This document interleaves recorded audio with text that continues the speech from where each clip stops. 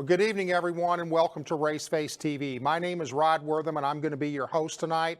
If this is the first time that you've tuned into Raceface and want to know, like, well, what the heck's this show all about, we're all about talking to young race car drivers all over the country, giving them the opportunity to get some TV exposure, to be seen, and to let fans know who this next big crop of young drivers are. And so we're going to be going out to Charlotte, North Carolina, to my good friend Tom Baker, who is out there with Kodie Conner tonight, and we're going to be joining them in just a second. But I wanted to be able to share a couple things with you. We've got some construction going on in our studio, so I think we're going to take a quick shot over here to the right. So we got two different sets that we're working on. This is the new Raceface studio set, and that's going to be ready to go hopefully next week. So as we bring on more guests, we're going to be able to do two different things. We're going to be able to shoot from the studio, and then we're going to be able to shoot right here in what we call the Raceface garage. So the show's about to kind of morph into a little bit more than what it's been before. We're really excited about that. So I'll tell you what, we got a lot of stuff to talk about tonight. So let's go on out to Charlotte, North Carolina. Tom, are you with us? Got Kodie Conner with us. He's from Kannapolis, North Carolina, and Kodie is a young man making his way up the ladder, running right now in the Pro All-Star Series, or Pass Tour, as we call it, the Southern Tour. And Kodie's really doing well. What, second in points right now? I'm not too sure on points. We're definitely top five. We're really working our way on. This season, the first race wasn't the best, but we're definitely capturing. I think you were second. Were you second last year in the points? Yes. Yeah, second last year. Yeah, so definitely a good young runner, and looking forward to hearing what he has to say in a bit. A lot of stuff going on in the racing world, though, this past week. Yeah, there is. I still think the dominating news out there, I mean, it was everywhere this weekend. Every time you turn the station on anywhere, everybody was talking about Dale Jr. And, you know, we touched on it a little bit last week, but you know what? I think it could be a very interesting situation with Junior, you know, really talking about focusing on junior motorsports. And really, I heard that kind of sincereness in his voice, that he was like, you know what? It's my time to step away and to be able to give back and come out here and help a lot of these young drivers kind of further their career. Did you kind of get some of that from his speech, Tom? Oh, for sure. I think Junior is definitely looking at that as being a priority for him. He's done so much of it up to now. I mean, you think about drivers like Brad Keselowski, Landon Castle, even Regan Smith, who, you know, could still be considered young in terms of top-level NASCAR experience when he got to Junior Motorsports.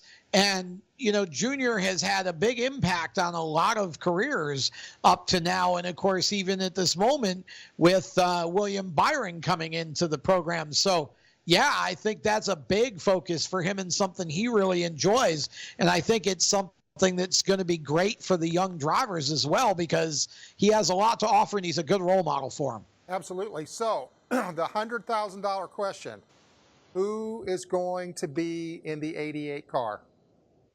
Well, obviously, we don't know that yet. I've always looked at Rick Hendrick as a very pragmatic man. He's going to think about this, take his time, and put the best driver he thinks is available in that car. Now, one would think that Alex Bowman would have the inside track. And for me personally, I think he deserves the opportunity because of the performances that he had last year when he was filling in for Junior. But again, whoever is going to be the primary sponsor or sponsors on that car is going to have a little bit of a say in that as well. You know, you hear other names being bandied about, but I still think that Alex Bowman should be the leading candidate. But it's right now, you know, Rick Hendrick, I think, has the ability to go get anybody he really wants. But, you know, it's I think Alex certainly would be a great replacement that could grow into that car and be a good fit for the long term for him. Yeah, I agree with you. Kodie, who do you think is going to be in the car? You can't say yourself. Although I do wish it was me. You can dream someday. Yeah, definitely. I'm right there with you guys. Alex Bowman, he definitely showed what he had when he was filling in, and I think he's definitely going to be the one. So, Tom, what other names have you heard tossed around a little bit? Well, you hear about names like Kyle Larson, who obviously is in a situation where he could be available. But I don't see that happening unless I know that Kyle is really, really staunch about wanting to continue running the dirt program that he does. And I'm not so sure that that would suit Mr. Hendrick as well as maybe it does Chip Ganassi. And honestly, right now, he's at the top of the point standings and probably arguably the hottest driver in the Cup Series. So I don't see why you leave that situation to go and drive for Rick Hendrick at this point. I think Chip Ganassi Racing is doing a great job of elevating themselves over the last 2-3 years. So I can certainly see Kyle staying right where he is. But, you know, you hear names like that, maybe Eric Jones perhaps. But again, I think Toyota would make a big play to keep Eric. But there are some of those guys like that are, you know, maybe in contract years or could be available. And if Rick Hendrick really thinks that either or somebody else entirely is a better fit for what they want to accomplish, then that's who he's going to go get. But I still think if it were me, I think I'd be looking at Alex Bowman as being the guy to get in that car and go for the long term. Yeah, I agree. I mean, Kyle is on top of his game right now. Every week he's He running really up is. front. The cars are performing.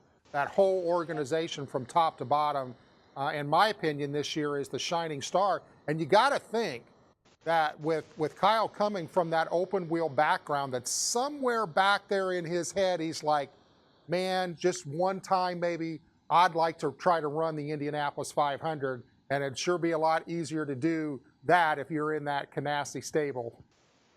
Yeah, I believe that too. And I think that Kyle's in a situation where, you know, he's been, 5 years or so now in the Cup Series, and I think he's learned how to finish races. He's learned the patience and really just learned how to save that race car for the end. And he's, you know, I think he feels like the open wheel dirt stuff that he does actually helps him as a NASCAR racer. And so I think he probably stays right where he is. I think Chip will do what he has to keep Kyle in the fold for a long time. Yeah, I agree with that. I was thinking maybe like another addition to the points changes. We're constantly adding different ways to get points. We should maybe have points for how many times you kiss the wall up in the high groove or something like that. Kyle would be like, you know, he might already have the championship won. If we had that when he ran Eldora 2 or 3 years ago, he'd have probably won the points title in the Truck Series just for that one race. Just one race, that's right. Well, you know what? You know, the other interesting news for me last week was one of our first Raceface drivers that was on with us, which was Kyle Benjamin. I mean, he goes out to Richmond. He's fastest in P2 for practice. He qualifies on the front row outside, basically ran in the top all day long. And of course, they had an unfortunate mishap there in the pit lane with about, I don't know, maybe 6 laps to go. But man, I'm going to tell you what, I was grinning ear to ear. I was so proud of him for the job that he did. I've never been in an Xfinity car before, to be under that pressure, because you know what? Sitting in that number 20 car, there's a lot of pressure that comes along with that. It's not like, oh yeah, I'm just in an Xfinity car. I am in the Xfinity car, and I got a producer, and I just think he did an awesome job. He really did. He was very, I call it grace under pressure. And he really was very smooth. He didn't act like he was erratic at all, or nervous at all. You know, just really approached it in a very relaxed sort of way. He's a very intelligent young man. I talked to him yesterday at the test at Charlotte Motor Speedway, and Kyle really was excited about what he was able to accomplish. And he was right there yesterday with the Xfinity and the truck teams on the radio, listening and learning and paying attention to what was going on. You know, he's a very much a study of the sport, and that's what I think is going to be a difference maker for him. Is I think he's got the mind to absorb what he needs to know very quickly and adapt quickly to different situations, and he really did get in that car and do a fantastic job with it. at a racetrack that's not necessarily the easiest track to get used to. And I think you're going to see some good runs out of him as he goes through the rest of his season. I think he's got 3 more races right now. And he said they haven't really talked about next year yet, but I know what he's hoping for. And if he gets a full-time Xfinity shot, I think he deserves it.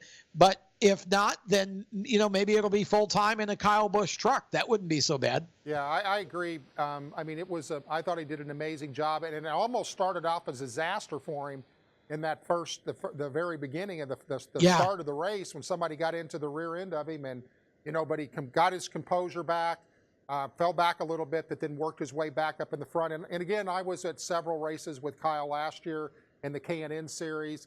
And he's very level-headed. He's very cool under pressure. He manages equipment good. He doesn't tear up equipment. I mean, I know that he got back into the back, and of course somebody got into him, but he really takes care of his equipment. And you got to know that owners love that aspect of any driver that's out there. So I think he's going to be great. I think his next race coming up is in Pocono. So I'll tell you what, guys, we're just about ready to go to break. So we're going to go out right now. But when we come back, Kodie, it's going to be all about you, man. We're going to be talking about you, what you've done this year, what your aspirations are, what your goals are, what you're looking for in 2018. So everybody, we're going to be right back with you in just a couple moments.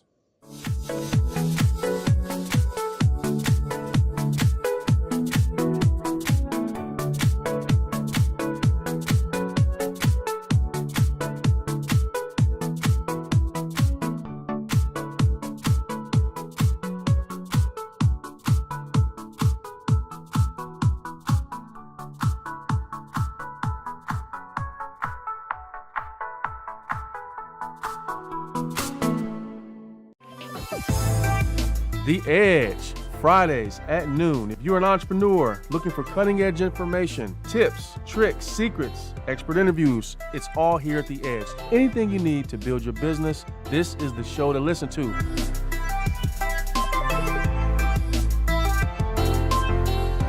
It's The Edge. Check us out Fridays at noon.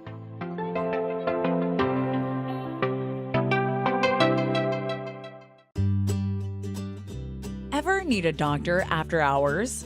Well, searching won't help. But what do? You could go to the urgent care or ER, but if only there was a better way.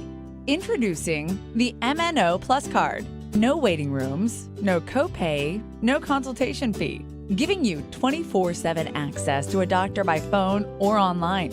It's easy to get started with affordable plans starting at $15 a month for a family of 5. For more information, visit mnoplus.com today. 81% of consumers search online before even setting foot in a store. We help you create a strong foundation for your digital reputation. We help build your online presence to improve search engine rank and make sure your business information is correct across the web.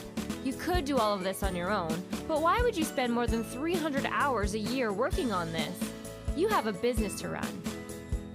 Save time and put our software to work for you.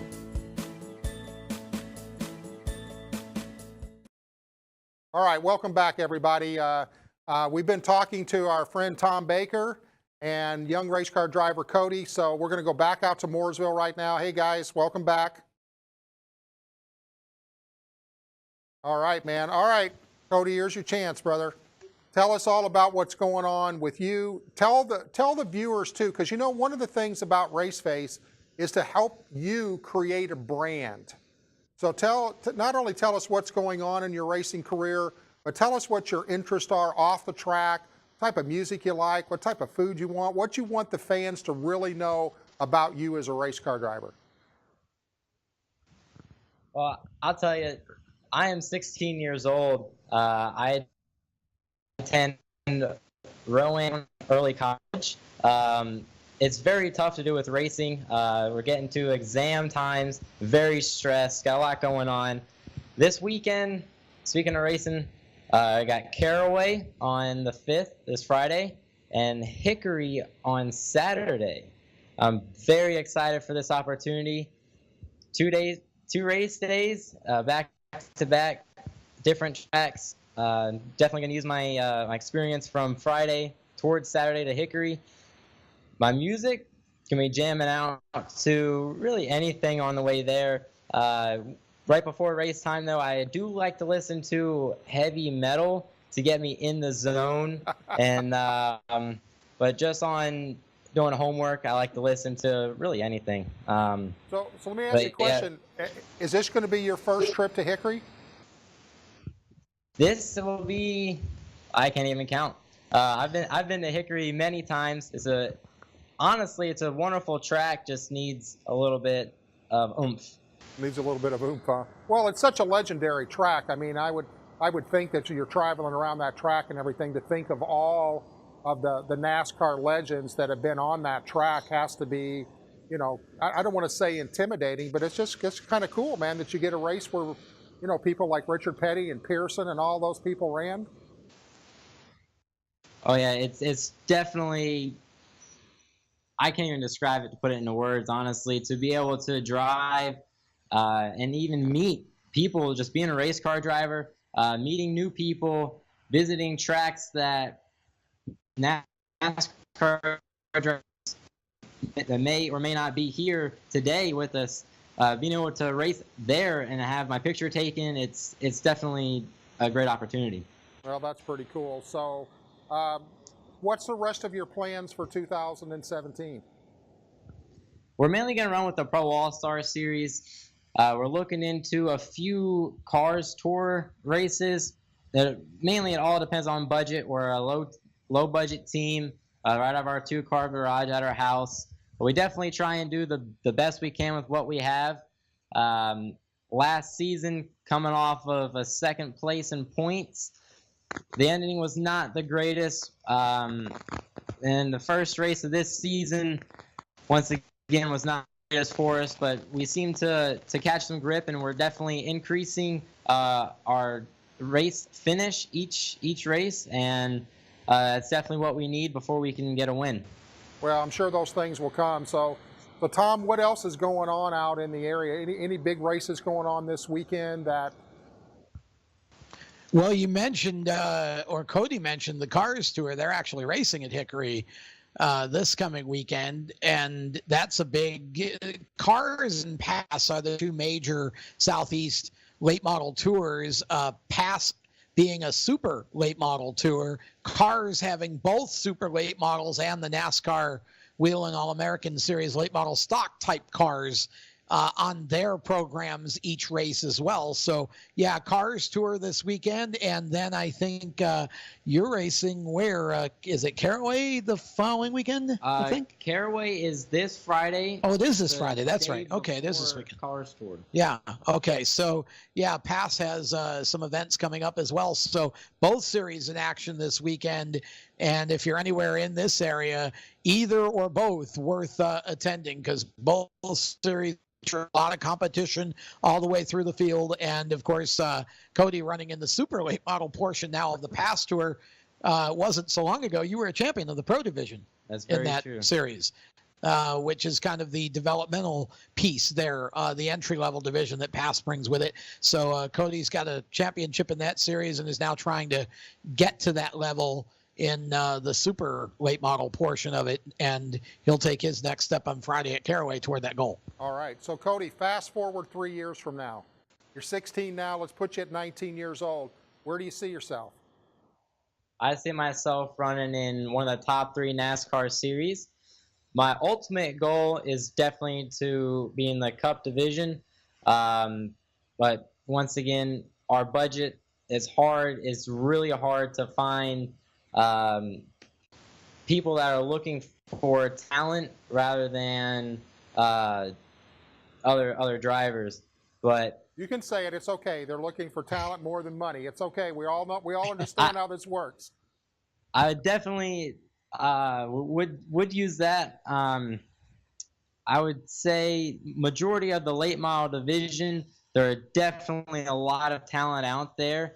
It's just definitely finding that right person to hook up with. Yeah, well, I'll tell you what, just keep focused on what you're doing, become a good ambassador for the sport, a good spokesperson, and concentrate on branding yourself. And I'll tell you what, if you do those things, I believe that your opportunity will come around. And you just have to be prepared for it. And Kodie does that really well. I mean, he's attended the PRI show the last couple of years and really does a good job of getting himself out there and talking to companies and trying to develop those product sponsorships and obviously cash sponsorships as well. So it's great to see a young man works as hard as he does at his own branding. You don't always see that in a young racer, but Kodie is certainly one with a lot of initiative and a lot of drive to make it happen for himself. Right. Well, keep one thing in mind too, Kodie. This sport is still all about the fans. So Yes. so interact with those fans as much as you can. Get a big fan following, and I'll tell you what, fans a lot of times can make a sponsor move in a particular direction. And if you can match up and look like that's exact demographics that particular sponsor is looking for, you could find yourself in the right position at the right time. So, and again, one of the things that we share with all the young drivers that are watching is, watch over your digital footprint. Social media is great.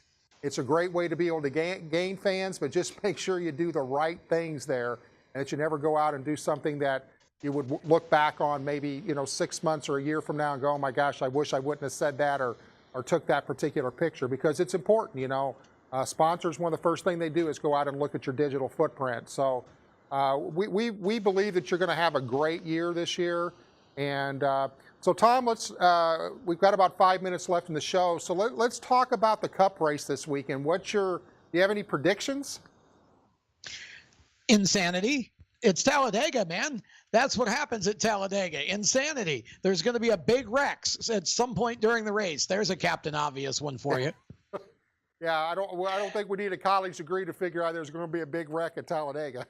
Yeah, I mean, honestly, you go into this race and you just tell yourself that it's almost a situation where if you start it, you can win it. I mean, there are a few guys obviously don't have the equipment or, are going to be lapped or whatever. That's part of it. But, for the most part, I think anybody in the top 20 or 25 can come out of there with a win. And I think you start looking at guys like Brad Keselowski, who's won 4 times. You've got Junior, who's considered to be probably the best, is going to be a little extra motivated after his teammate bumped into him last week. And I'm being kind when I say bumped. And, I think this is going to be an interesting Talladega race because you've got some names at the top of the standings right now, like Larson and Blaney, who should be really, really strong at Talladega. And then, of course, you keep waiting for some other guys to really step up. One guy I'm going to watch real close this weekend is the 14 car,